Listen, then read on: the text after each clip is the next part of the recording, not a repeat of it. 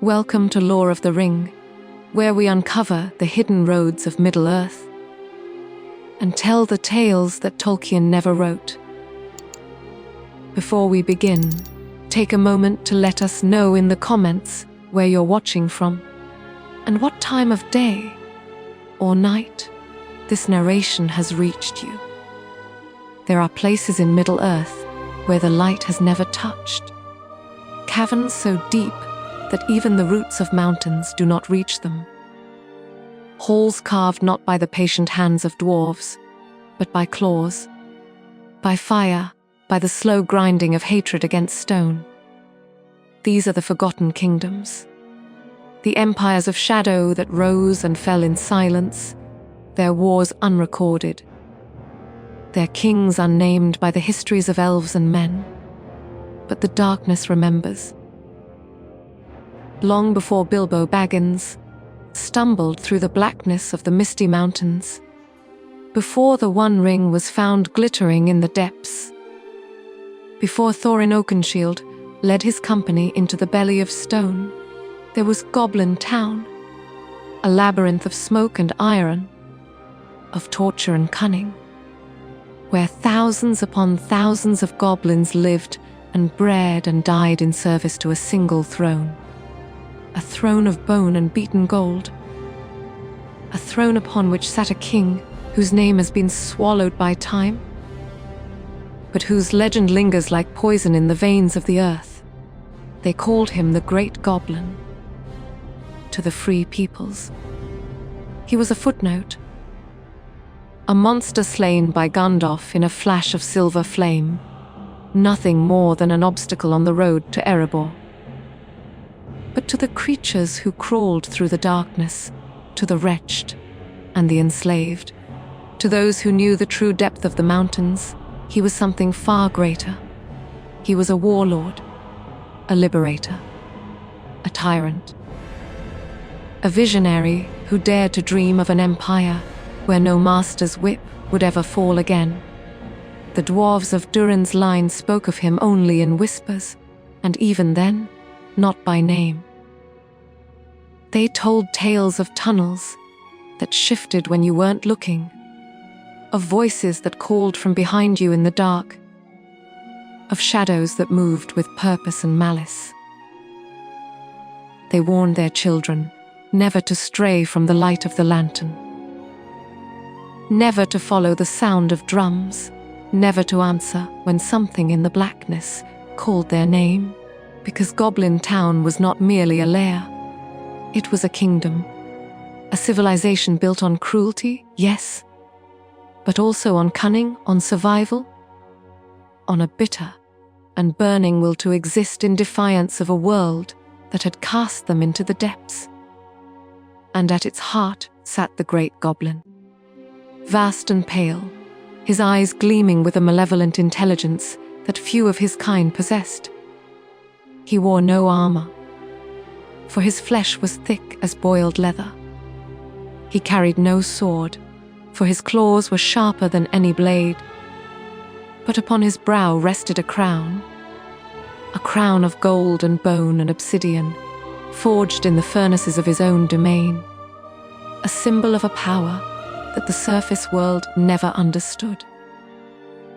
For the Great Goblin had done what no other Goblin King had ever achieved. He had united the scattered tribes. He had forged an army in the darkness. He had built a throne that answered to no one. Not to the Dark Lord in Mordor, not to the dwarves who delved too deep, not to the elves who hunted his kind like vermin. He had made himself a king. But the histories of Middle-earth are written by those who walk in the light. The songs are sung by elves in their golden halls, by men around their hearth fires, by dwarves who carve their glories into stone. And so the tale of the Great Goblin's reign has been lost, buried beneath centuries of silence and shadow. Yet the stones remember, the tunnels remember, and in the deepest places, where even the roots of the world grow cold, there are whispers, Whispers of a war that was fought in total darkness, a war that reshaped the underworld of Middle-earth. A war that raged for decades and claimed thousands of lives, and yet was never spoken of by those who dwell above. A hidden war. A war of vengeance and survival, waged by creatures the free peoples dismissed as monsters, against enemies they did not even know existed. This is the story of that war.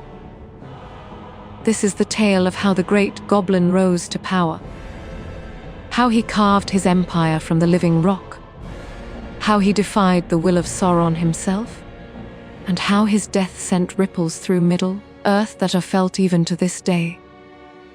This is the lost history of Goblin-town, and it begins, as all such tales must, in darkness. But legends say, and legends in Middle-earth, are often truer than the histories written by kings.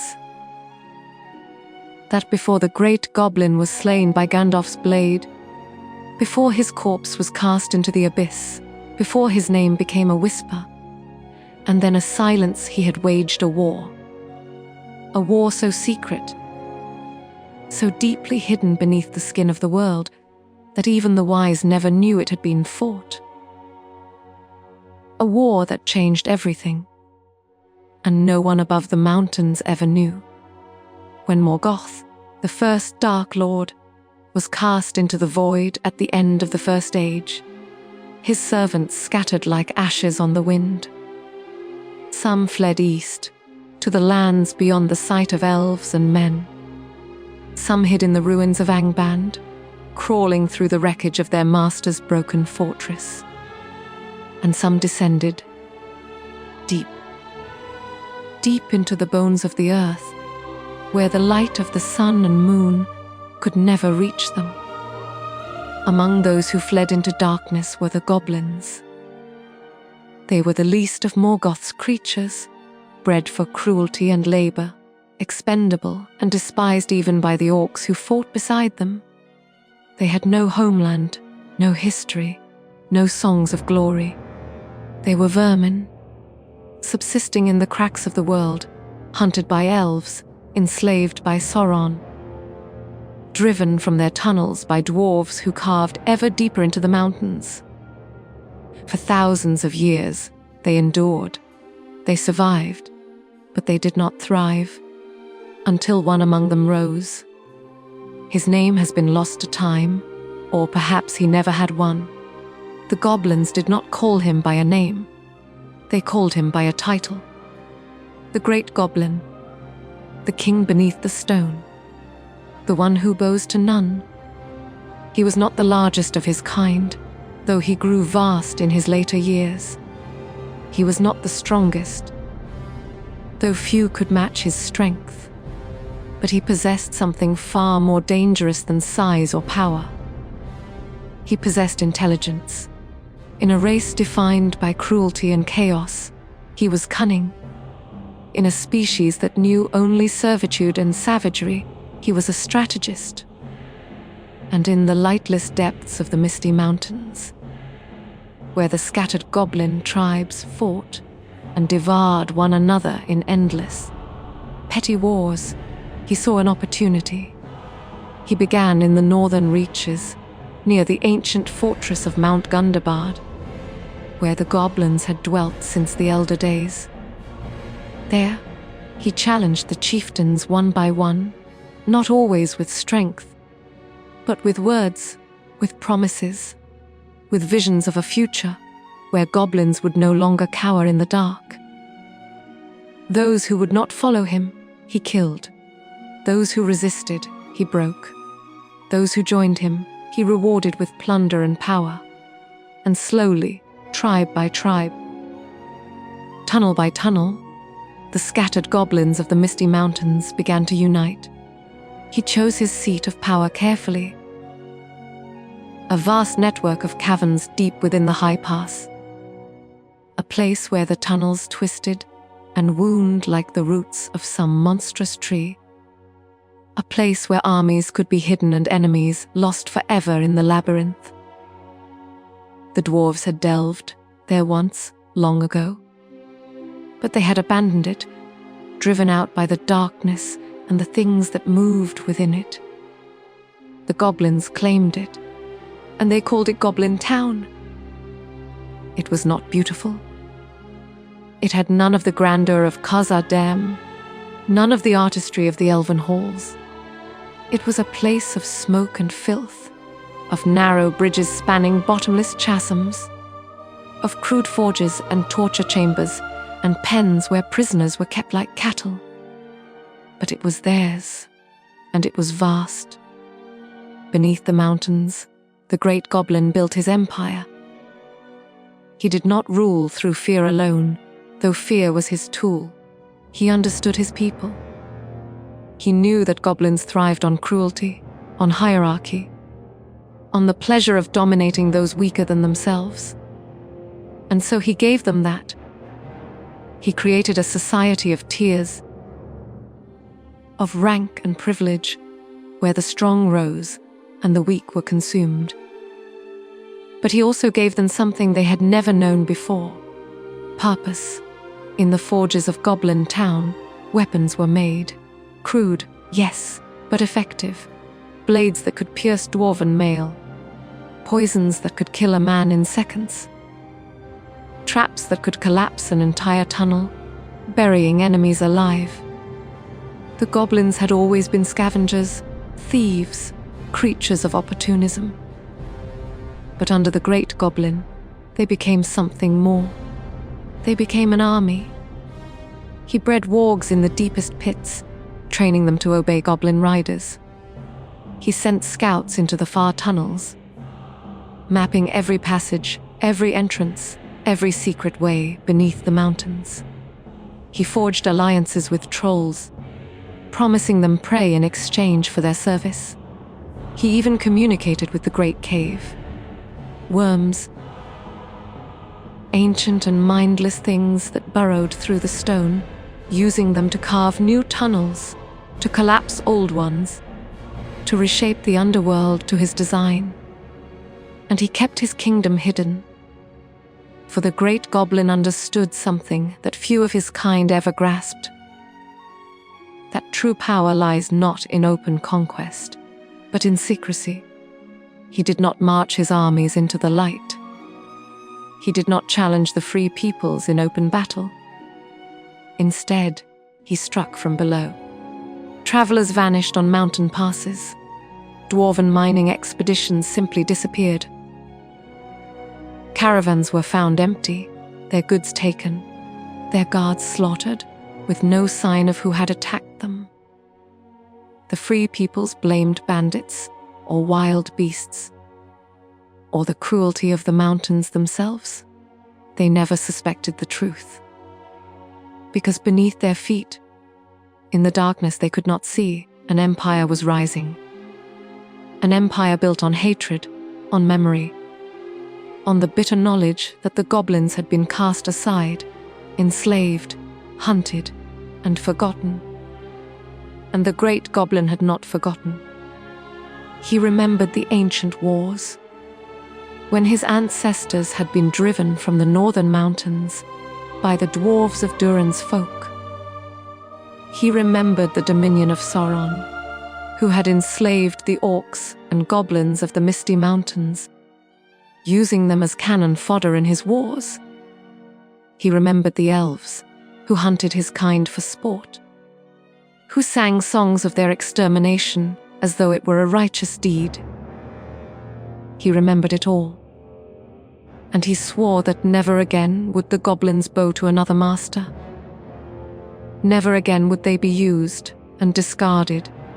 Never again would they be driven into the depths while others claimed the light. Goblin-town would be free. But freedom, the Great Goblin knew, could only be won through strength, and strength could only be maintained through war. And so, in the silence of the deep places, where no light had ever shone, where no song had ever been sung, the Great Goblin began to prepare. He did not know that his war would be fought on two fronts. He did not know that his enemies would not only be the dwarves who delved too deep, or the travelers who crossed his mountains. He did not know that far to the south, in the land of Mordor, another power was stirring. A power that had not forgotten the goblins either.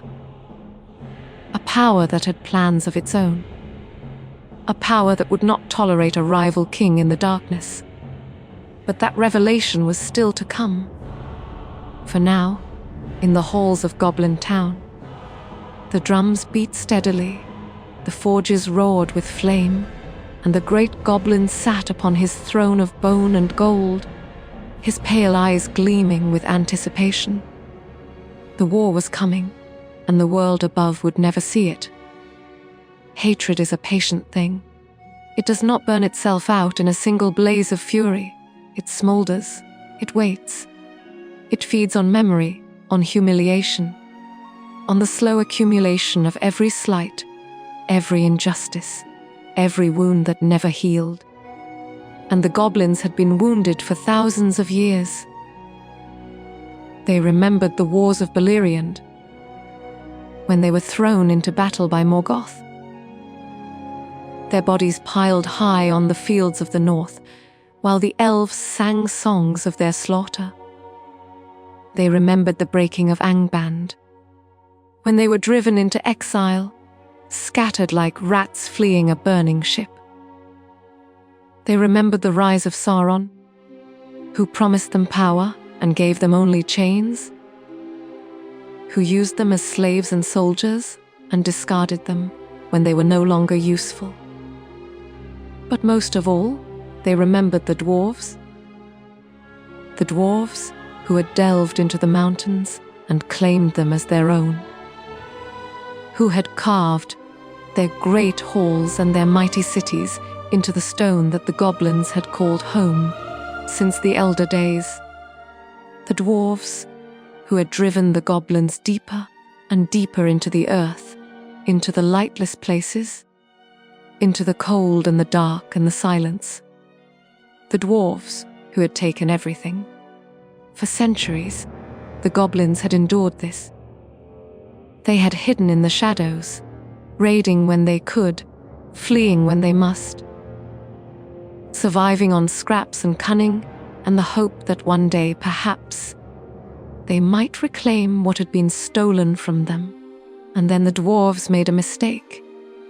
It began in the year 2590 of the Third Age. Though the goblins did not count the years as men, and elves did. To them, it was simply the year when everything changed. A company of dwarves from the Grey Mountains, led by a lord whose name has been lost to history, ventured south into the northern reaches of the Misty Mountains. They were prospectors, searching for new veins of ore, for mithril, for gold. They carried picks and hammers and lanterns, and they sang as they delved, their voices echoing through the tunnels. They did not know where they were digging, but the goblins knew. Deep beneath Mount Gundabad, in the oldest and most sacred of the goblin halls, the dwarves broke through a wall. They breached a chamber that had not been entered in 1,000 years, a place where the bones of goblin chieftains lay in cairns of stone, where crude idols carved from rock stood in silent vigil, where the memory of the First Age still lingered like smoke. It was a place of the dead, a place of ancestors, a place that, even among the savage and cruel goblins, was considered holy. The dwarves did not understand this. To them, it was simply another tunnel, another empty cavern. They took what they found: a few ancient weapons, some corroded gold, relics that meant nothing to them but might fetch a price in the markets of the north. And then they left. But the goblins had been watching. They were always watching. And when they saw what had been done, when they entered the desecrated halls and saw the cairns broken, the bones scattered, The idols toppled and defaced. Something broke inside them. It was not reason. It was not strategy. It was rage. The kind of rage that has no words. The kind of rage that demands blood. When the Dwarven company made camp that night in a shallow cave, they did not post guards. They believed themselves safe in the mountains, far from any threat. They built a fire. They ate their rations. They laughed and sang and spoke of the riches they would find. They did not hear the goblins coming. The attack was swift and brutal. The goblins poured from the darkness like a flood, their weapons crude but effective, their numbers overwhelming. The dwarves fought. They were warriors of Durin's line, and they did not die easily. But they were outnumbered 10-1, and the goblins showed no mercy. By dawn, every dwarf was dead. Their bodies were dragged back into the tunnels, into the desecrated halls, and there they were left. A message, a warning, a declaration. The goblins had been silent for too long. The goblins had endured for too long. No more. Word of the massacre spread quickly through the northern tunnels. The goblins had struck openly, boldly, and the dwarves would not let such an insult stand. Raiding parties were sent into the mountains, hunting for the goblin clans responsible. Battles were fought in the dark, brief and vicious, with no quarter given on either side. But the dwarves did not realize the truth. They believed they were dealing with a few scattered tribes, raiders and bandits who could be hunted down and exterminated. They did not know about Goblin-town. They did not know about the Great Goblin. They did not know that every goblin killed, every tunnel collapsed, every raid that drove the goblins deeper into the earth only fed the fire that was growing in the darkness. The Great Goblin saw the massacre of the Dwarven company not as a tragedy, but as an opportunity. For the first time in centuries, the goblins had struck back. For the first time, they had tasted victory. And the taste was sweet. In the halls of Goblin-town, the Great Goblin called his chieftains together. He spoke to them not of revenge alone, but of something greater. He spoke of reclaiming what had been stolen. He spoke of driving the dwarves from the mountains, of taking back the halls that had once belonged to their ancestors, of building an empire that would never bow to another master. He spoke of war, not a war of raids and ambushes, but a true war. A war fought in the darkness, where the goblins held every advantage. A war that would bleed the dwarves dry, tunnel by tunnel, hall by hall, until they abandoned the mountains altogether. And the chieftains listened, and they believed, because the Great Goblin had given them something they had never had before: hope. But even as the goblins prepared for war, another shadow was moving in the east. Far to the south, in the land of Mordor, Sauron had begun to stir. His power was growing once more, slowly, patiently, and he had not forgotten the creatures who had once served him. He had not forgotten the goblins. And he had no intention of allowing them to remain independent. Messengers were sent into the mountains, orc captains bearing the mark of the eye, emissaries of the Dark Lord, come to demand the goblins' allegiance. They came with promises of power, of weapons, of a place in the armies that would one day sweep across Middle-earth. But the Great Goblin had no interest in serving Sauron. He had no interest in serving anyone. When the emissaries arrived in Goblin-town, they were taken to the Great Goblin's throne. They spoke their master's words, their voices confident, their tone commanding. The Great Goblin listened in silence, and then he gave his answer. The emissaries' heads were returned to Mordor in a sack. The message was clear. Goblin-town would bow to no master. Not to the dwarves, not to the Dark Lord, not to anyone. And so the war truly began. A war fought on two fronts. Against the dwarves who delved too deep, and against the servants of Sauron who sought to reclaim dominion over the goblins. A war that would rage in the darkness for nearly a century. A war that the surface world would never see. But the mountains knew. The stone trembled with the sound of drums and screams, and the grinding of armies moving through the deep. The tunnels ran red with blood, both goblin and dwarf and orc. And in the heart of Goblin-town, the Great Goblin sat upon his throne, his eyes gleaming with a terrible joy. For the first time in his long, cruel life, he was truly free. And he would die before he surrendered that freedom. There are wars that shape the world. Wars that are recorded in songs and chronicles, whose heroes are remembered and whose battles are studied by scholars for generations. Wars that change the fate of kingdoms, that topple empires, that reshape the very map of Middle-earth. And then there are the wars that no one sees. The wars fought in the dark, beneath the skin of the world, where the only witnesses are the stone and the silence. Wars with no songs, no heroes, no glory. Wars fought not for conquest or honor, but for survival, for vengeance, for the simple, brutal right to exist. This was such a war. For nearly a century, from the middle years of the Third Age, until the arrival of Thorin Oakenshield's company, the hidden war raged beneath the Misty Mountains. It was not a war of armies clashing on open fields, of banners and horns and the thunder of cavalry.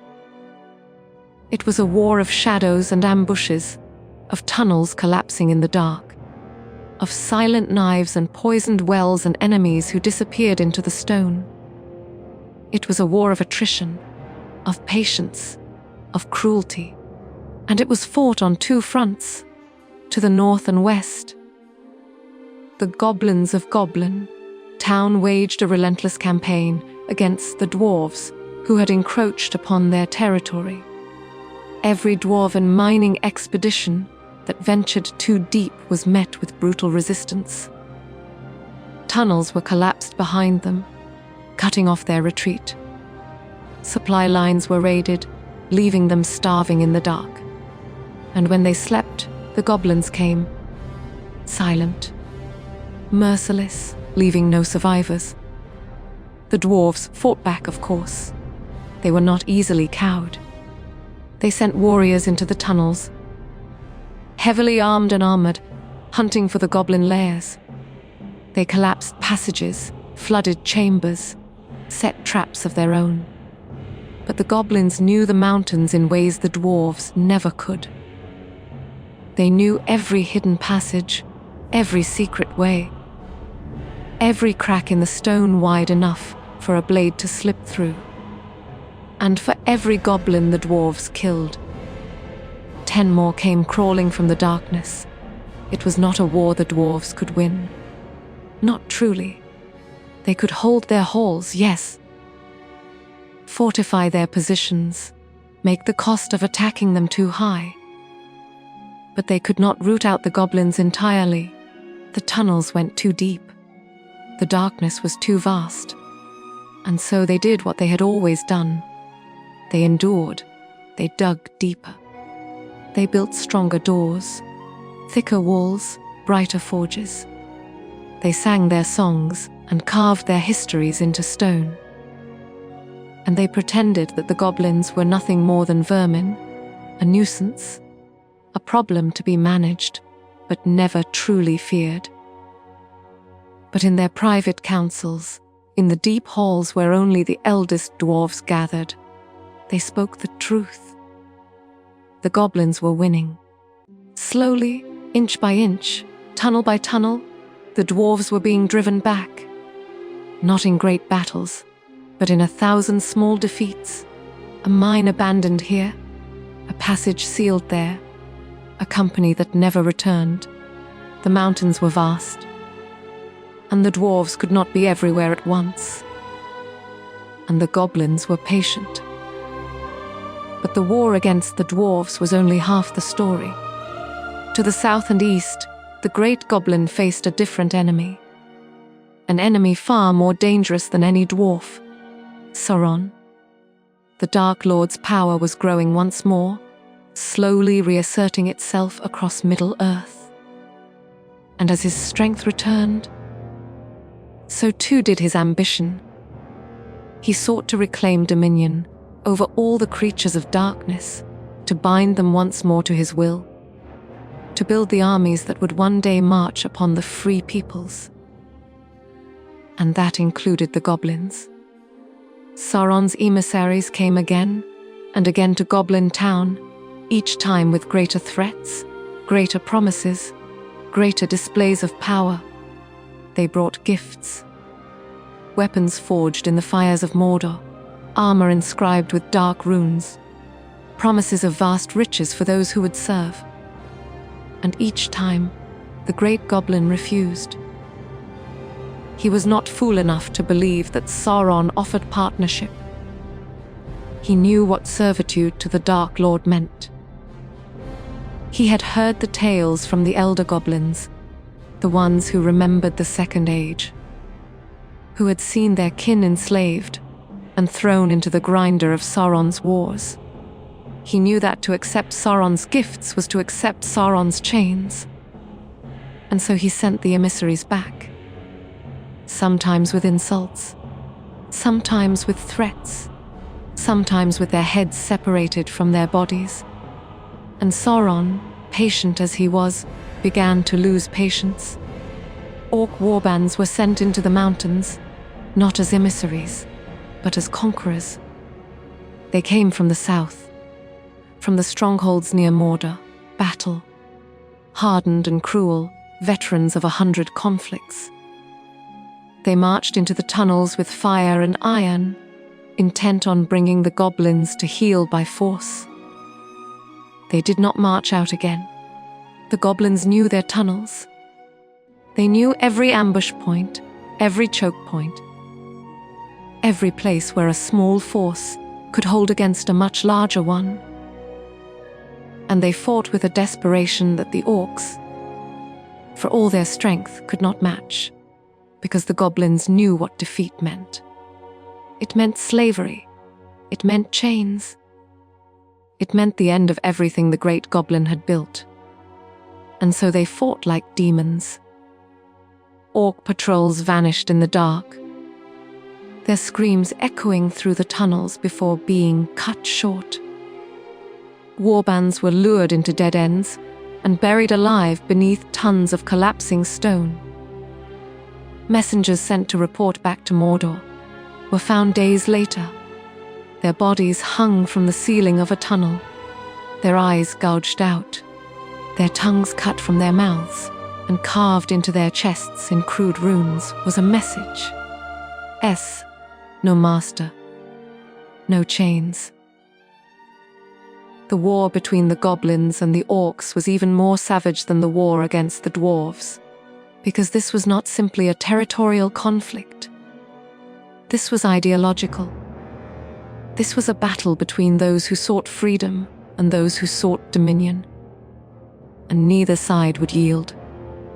For decades, the tunnels ran with blood. Goblin and orc and dwarf, all killing each other in the endless dark. Their bodies left to rot in the forgotten places where no light would ever shine. And above, the world went on, oblivious. Travelers crossed the high pass, unaware that beneath their feet, a war was being fought that would have terrified them beyond reason. Dwarves sang in their halls, secure in the knowledge that the goblins were merely pests. the wise spoke of Sauron's return. But they did not know the full extent of his reach, did not know that his armies were fighting a war in the depths that they could not win. The hidden war. The forgotten war. The war that shaped the underworld of Middle-earth, and yet left no mark on the chronicles of history. But it could not last forever. The Great Goblin, for all his cunning, for all his strength, was fighting a war on two fronts against enemies who could afford to lose far more than he could. The dwarves had their strongholds, their forges, their endless reserves of stubbornness. Sauron had the might of Mordor, vast armies that could be replenished faster than they could be slaughtered. But the goblins had only Goblin-town, only the tunnels, only their hatred and their will to survive. And slowly, inevitably, they began to weaken. Goblin-town's forges could not match the output of the dwarven smithies or the dark foundries of Mordor. Their numbers, vast as they were, could not compete with the endless hordes of orcs that Sauron could muster. And their leader, the Great Goblin, was growing old. He was still strong, still cunning, still the undisputed ruler of his domain. But he was tired, and the war was far from over. By the time Thorin Oakenshield and his companions stumbled into Goblin-town, the Great Goblin's empire was already in decline. His scouts had stopped reporting. His alliances with the trolls and the wargs had frayed. His enemies were closing in from all sides. And then came Gandalf, the grey wizard wielding Glamdring, the blade forged in Gondolin. The blade that had slain countless goblins in the wars of the First Age. With a single stroke, he ended the reign of the Great Goblin, casting his corpse into the abyss. And with that stroke, the hidden war came to an end. Not with a great battle, not with songs of triumph or laments of defeat, but with the death of one creature in a dark cave, witnessed by a handful of dwarves and a hobbit who did not understand what they had just witnessed. The empire of Goblin-town shattered. Without their king, the goblins fell into chaos, their unity dissolving into petty squabbles and infighting. Some fled deeper into the mountains. Some pledged their service to Sauron, finally accepting the chains they had fought so long to avoid. Some joined the armies that marched on Erebor, seeking revenge in the only way they knew how. At the Battle of Five Armies, the goblins came in force, driven by the memory of the Great Goblin, by the hatred that still burned in their hearts. They fought with a fury that shocked even the orcs who fought beside them. And they died in droves, their bodies heaped upon the slopes of the lonely mountain, their blood soaking into the earth. But even in death, the Great Goblins will lived on, because the goblins never forgot. They never forgave, and they never stopped hating. In the histories of Middle-earth, the Great Goblin is a footnote, a monster, a villain dispatched by a hero's blade. His death barely worth a paragraph in the chronicles of the age. Scholars of Gondor, if they mention him at all, describe him as a petty tyrant, a cruel and savage creature whose only legacy was the suffering he inflicted. But history, as always, is written by the victors, by those who walk in the light, by those who never saw the darkness for what it truly was. The truth is far more complex. The Great Goblin was a tyrant, yes. He was cruel, savage, merciless. He ruled through fear and violence, and his reign was built on the suffering of others. But he was also a visionary, a leader who united his people in a way no one had done before or since. a king who dared to defy the greatest powers of Middle-earth and carve out a kingdom in the darkness. And his war, the hidden war, the forgotten war, changed the balance of power in ways that even the wise did not fully understand. Consider this. For nearly a century, the goblins of Goblin-town fought a two-front war against both the dwarves and the forces of Sauron. They tied up resources, they disrupted supply lines, they forced the Dark Lord to divert attention and troops to a conflict he had not anticipated. A conflict that delayed his plans for the conquest of Middle-earth. How many orc warbands were sent into the mountains, never to return? How many weapons forged in Mordor's foundries were lost in the tunnels, buried beneath tons of stone? How many years did Sauron spend trying to bring the goblins to heel? Years he could have spent rebuilding his strength, fortifying his borders, preparing for war against the free peoples. The Great Goblin did not defeat Sauron, but he delayed him, he weakened him. He forced the Dark Lord to fight a war he could not afford to lose and could not afford to win. And in doing so, he may have saved Middle-earth. Not intentionally, of course. The Great Goblin cared nothing for the free peoples. He would have slaughtered them all without a second thought, given the chance. But his defiance, his refusal to bow, his stubborn insistence on freedom at any cost, all of these things disrupted Sauron's plans in ways that rippled forward through time. When Sauron finally returned in full strength, when he declared himself openly and began the War of the Ring, he did so later than he had intended. He did so with fewer resources than he had planned. And he did so in a world where the free peoples had been given just enough time to prepare. How much of that was due to the Great Goblin's war? We will never know. The histories do not record it. The wise did not see it, but the darkness remembers, and the goblins remember. After the fall of Goblin-town, after the death of the Great Goblin, the goblins scattered. Some fled to the far corners of the Misty Mountains, burrowing into tunnels so deep that even the dwarves would never find them. Some joined the armies of Mordor, finally accepting the chains they had fought so long to resist. Some became raiders and bandits, haunting the mountain passes, preying on travelers, living as their ancestors had lived for millennia. But wherever they went, they carried the memory of the Great Goblin with them. They told stories of his reign, of the empire he had built, of the war he had fought. And in those stories, he was not a monster. He was a hero, a king who had defied the world, a leader who had given his people hope, a warrior who had died undefeated, struck down by treachery and magic, not by the strength of his enemies. And the goblins, for all their cruelty, for all their savagery, for all the darkness that dwelt within them, understood one thing very clearly. They had been free, once. For a brief, shining moment in their long, brutal history, they had been free, and they would never forget it.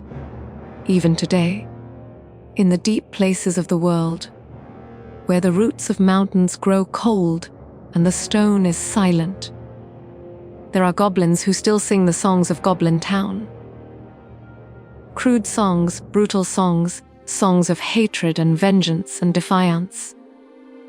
Songs that tell of a king who bowed to no one, who built an empire in the darkness, who fought a war that no one else knew was being fought. And in those songs, the Great Goblin's laughter still echoes. A harsh, cruel sound, the sound of something ancient and terrible and utterly unbroken, because the Great Goblin may be dead, Goblin-town may have fallen, the hidden war may be over, but the legacy of shadows remains. In the tunnels that wind beneath the Misty Mountains, travelers still hear sounds that have no source. Footsteps that are not their own, whispers in the dark, the distant echo of drums beating a rhythm that has not changed in 1,000 years. And sometimes, in the deepest places, where the air is cold and the darkness is absolute, there are those who swear they have seen him. A vast, pale figure, sitting upon a throne of bone and gold, his eyes gleaming in the blackness, watching, waiting. Because some say the Great Goblin never truly died. Some say that when Gandalf struck him down, his spirit did not fade. It sank deeper, into the roots of the mountains, into the places where even the goblins fear to tread, into the very bones of the earth. And there it waits, for the day when the darkness rises again, for the day when the goblins will need a king, for the day when the world above will finally see what the world below has always known, that the Great Goblin's war is not over. It has only just begun. Stories in Middle-earth are strange and powerful things. They are not simply tales told by the fireside to pass the time. They are living things. They have weight. They have consequence. They shape the world in ways both subtle and profound. And the story of the Great Goblin, for all that it has been forgotten by the chronicles of kings and wizards, is a story that refuses to die, because it is a story about something fundamental, something primal, something that resonates not just with goblins, but with every creature that has ever been cast into the darkness, every soul that has ever been told it does not matter, every voice that has ever cried out for freedom and been answered with silence. It is a story about defiance. The Great Goblin was not a hero. Let us be clear about that. He was a tyrant, a butcher, a creature of cruelty and malice. He ruled through fear, and his reign was built on the suffering of others. He deserves no songs of praise, no monuments, no place in the halls of the honorable dead. But he was also something else, something that even his enemies, if they were honest, would have to acknowledge. He was free, in a world where the forces of darkness were slaves to greater powers, to Morgoth, to Sauron, to the endless cycle of dominion and servitude. The Great Goblin stood alone. He bowed to no master. He accepted no chains. He built his empire in the darkness, not because he was ordered to, but because he chose to. And in that choice, terrible as it was, there was a kind of terrible beauty, because freedom in Middle-earth is a rare and precious thing. It is something that elves sing of, that men die for, that dwarves carve into stone as the highest of all virtues. But it is rarely extended to those who dwell in darkness. The orcs, the goblins, the trolls. They are not free. They are slaves, pawns, creatures to be used and discarded by greater powers, except for a time in Goblin-town. For a brief moment in the long history of Middle-earth, there existed a kingdom where goblins were not slaves, where they were not servants of Sauron or Morgoth or any other Dark Lord, where they were simply themselves, cruel, yes, savage, yes, but also free, and that freedom, once tasted, could never be forgotten. The Great Goblin's legacy is not one of triumph. He did not defeat his enemies. He did not build an empire that lasted. He did not change the world, except in the smallest, most subtle of ways. But he planted a seed of defiance. a seed of the knowledge that even the darkest creatures, even those condemned to live in shadow, can choose their own path. And that seed, once planted, can never be fully uprooted. Even now, centuries after his death, the goblins of Middle-earth remember. They tell stories of Goblin-town, of the king who bowed to none, of the war fought in darkness that no one else saw. And in those stories, something stirs, something dangerous, something that the free peoples, in their wisdom, would do well to remember. That darkness, when united, is not so easily dismissed. That creatures bred for cruelty and war are still creatures with wills of their own, with dreams of their own, with the capacity to choose defiance over servitude. The Great Goblin chose defiance, and though he fell, though his kingdom crumbled, though his name has been all but erased from history, his choice echoes still. In the tunnels beneath the Misty Mountains, in the hearts of goblins who remember what it was to be free, in the shadows that watch and wait and whisper, and perhaps one day that echo will become a roar. Perhaps one day the darkness will rise again, not as servants of Sauron, not as pawns in someone else's war, but as their own force, their own empire, their own defiance against a world that has tried so long to extinguish them. And when that day comes, when the drums of Goblin-town beat once more, when the fires are lit in the deep places and the armies of darkness march not for a master but for themselves, then the world above will finally understand what the Great Goblin understood so long ago. That freedom is not the privilege of the righteous alone. That even in darkness, there is a will to exist, to thrive, to refuse the chains that others seek to impose. That the war for the soul of Middle-earth is not simply between good and evil, but between those who would dominate and those who would be free. And in that war, the Great Goblin, for all his cruelty, was a warrior for freedom, a dark freedom, a terrible freedom, but freedom nonetheless. And so his story does not end, not truly.